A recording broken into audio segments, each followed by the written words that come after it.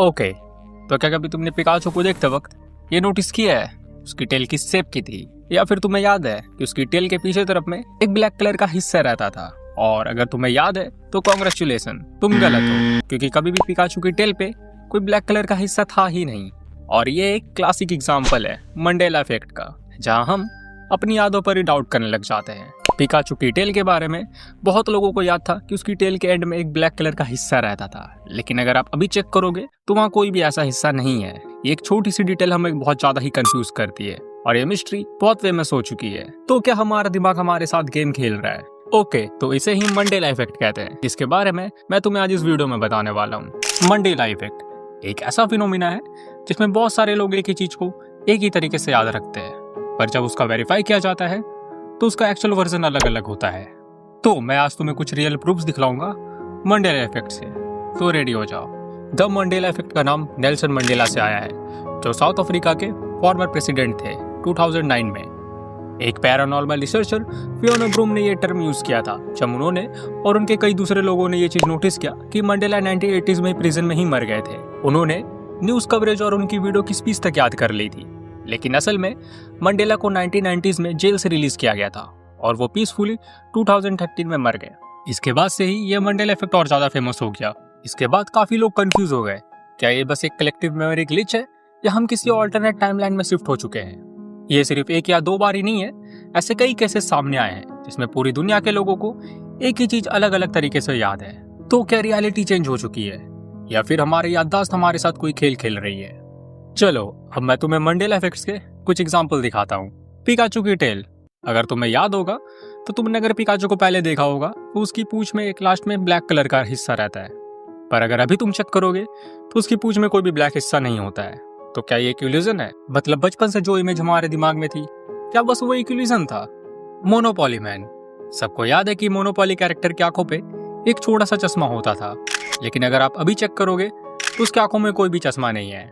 KitKat का लोगो, वो भी बिना डैश के। लोगों को याद है कि किटकैट के लोगों के बीच में एक डैश रहता था, लेकिन अगर आप अभी चेक करोगे तो उसमें वो डैश बिल्कुल नहीं है, किटकैट दोनों साथ में ही लिखा होता है। तो क्या इतनी सारी चीजें जो हो रही है बस ये हमारे एक इल्यूजन है या फिर सच में हम किसी ऑल्टरनेट दुनिया में शिफ्ट हो चुके हैं? लूनी टून्स या फिर लूनी टून्स, सबको याद है कि लूनी टून्स लिखा होता था, जिसमें स्पेलिंग में टून्स TOONS होता है, पर असल में अगर आप अब चेक करोगे तो वो लूनी ट्यून्स है, यानी TUNES।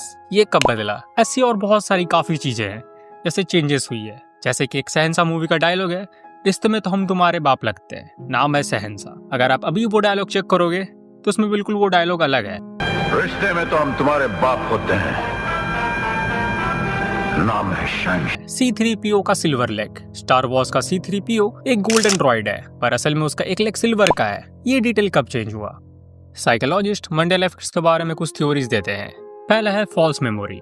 हमारा दिमाग अक्सर पुरानी यादों में कमी को पूरा करने के लिए गलत यादें बना लेता है, जिसे कॉन्फेबुलेशन कहा जाता है। स्कीमा थ्योरी, हम अपनी जानकारी को मेंटल फ्रेमवर्क या स्कीमा में ऑर्गेनाइज करते हैं। ये स्कीमा हमारी यादों को ऐसे बदल देते हैं ताकि वो हमारी उम्मीदों के हिसाब से मैच कर सके।